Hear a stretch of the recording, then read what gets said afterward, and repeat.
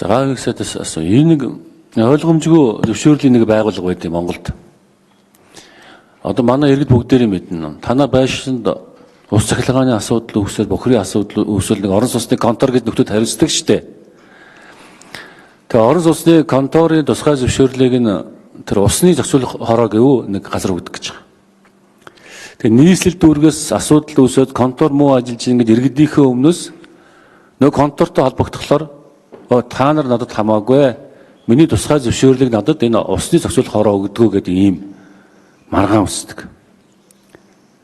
Тэгэд энэ орон сууцны конторын үйл ажиллагаа эрхлээд өгч байгаад энэ усны зохицуулах хорооны тусгай зөвшөөрлийг энэ хуулинд оруулж шийдэхгүй бол ямар ч үеиг хариуцлага байдгүй зүгээр л зөвшөөрөл өгдөг газар байгаа байхгүй тэр усны зохицуулах хороо гэж.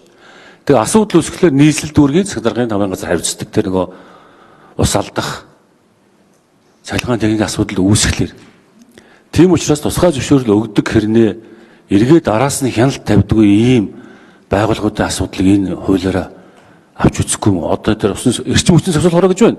Зөвхөн үнэн нэмэхээр гарч ирдэг. Тэгээ алга болчдөг. Яг энэ тусгай зөвшөөрлөх араас явж байгаа юм уу, хяналт тавьж байгаа юм бүү мэд. За хамгийн бодит жишээ бол тэр нийслэлд орон сууцны конторын тусгай зөвшөөрлийг өгдөг энэ хоттой огт хамаарал байхгүй ийм сонирн байгууллага байна. Зөвхөн тусгай зөвшөөрлийг өгдөг, зовлон болохоор алга болчдөг. Ийм сонирн байгууллагуудын асуудлыг энэ хуулиараа нэг тийш нь болгоул яасан. Ийм асуулт байна.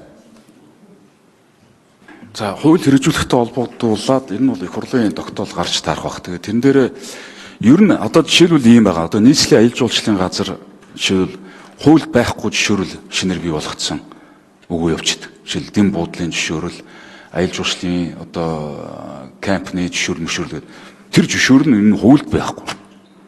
Яамаалуудгүй. Тэнгүүд шууд тийм жишөөрлөд юун дээр сайт дээр тавиал тэгэл тийм жишөөрөл олгоод эхэлж байгаа. Тийм асуудал байдаг. Тэгээд тэр сүмөр энэ хуулиар уус тэрийг бол хязгаарлаж байгаа. А энэ хуулийг дагуулад их хурлын тогтоол гарч таарна. Их хурлын тогтоол дээр саяны ярьсан асуудлуудыг бүгдийг дурдаад хүчингү болохоор их хурлаас засгийн газар чиглэл хүргэдэг гэсэн. Засгийн газар болон одоо магадгүй орон нутгийн удирдлагад тэгжиж зэкслэгдэх юм бэл. За гэсэд энэ хуулийн дээр миний сая ярьсан тэр байгууллагын асуудлыг нэг тийш нь уулгахгүй бол одоо Монголд чинь төрийн монопол бий болчих. Одоо орон сууцны конторын үйл ажиллагаа явуулахад төрийн орон сууцны конторын компаниуд үйл ажиллагаа явуулах эхэлж байна. Тэр чинь хувийн хийшил хийж бүрэн болцоотой. Тийм учраас тэр орон усны зохицуулах хороо, эрчим хүчний зохицуулах хорооны тусгай зөвшөөрлүүдийн асуудлыг энэ хуулийн хүрээнд авч үзмээр байна. Энийг оруулж өгөөч энэ хуулиндаа. Би одоо тийм саналтай байна. Хоёрдугаар тэр нөгөө түүц мүцийн хамаарахгүй сте. Өмнөх нөгөө хотын дарга маань ковид үед дуртай үйл ажиллагаа явуулаарай гэсэн чинь хотоор дүүрэн туулгуулын хэрэгээр дүүрэн юм дүүссэн. Бид нар сүүдэд дийлхэ байсан. Одоо хотын дарга чинь тэмцээд явж байгаа явгууны зам дээр авчиж тавьждаг. Тэгээ авдггүй. Энэ минь арай хамаарахгүй байлгүй дээ. За усны болон орон сууцны юутай холбогдуулаад энэ 3.15 дээр орон сууцны доторх цэвэр бохир усны шугам сүлжээний ашиг засвар үйлчлэгээ тусгай зөвшөөрөл орсон байна. Тэгэхээр энэ зохицуулт нь орно гэсэн үг.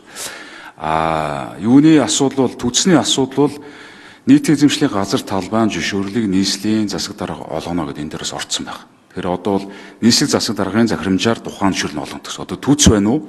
Эсвэл одоо тухайн талбай дээр хоол хүнсний үйлчлэг үзүүлнэ. Яг гэвэл энэ өөрөө иргэдийн эрүүл ах уу, эрүүл мэндтэй холбоотой сэдв байхгүй. Тэгээ тийм болохоор заавалжгүй нийтийн эзэмшлийн талбай дээр бол зөвшөөрөлт байдаг. Ер нь дэлхийн айлч том хотод нийт эзэмшлийн талбай дээр худалдаа үйлчлэг эрхлэл маань өөрөө зөвшөөрөлтөй байт юм бэл. Зүгээр зөвшөөрөл олгох процесс нь өөр байдаг. Тухайлбал одоо борлуулалт ихтэй нийт эзэмшлийн талбай дээр бол бүр дуудлага худалдааны зарчмаар явдаг. Дуудлага худалдааны зарчмаар.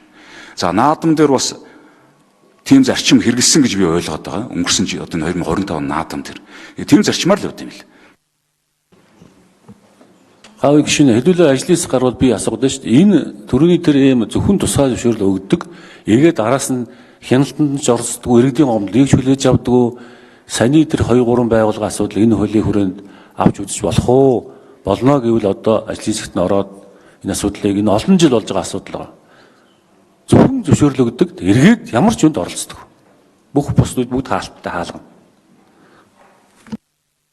За ийм багш энэ зөвшөөрлийн хууль дээр бол яг ингээд олгох процесс нь бүгдээрээ байж байгаа. Нөгөө төдөлзгүүлэх байт юм яахад энэ процесс нь орсон байна. Дагаад явж байгаа дагах хуулиуд дээр тухайн салбарын асуудлууд нь наривчилж орсон байдаг.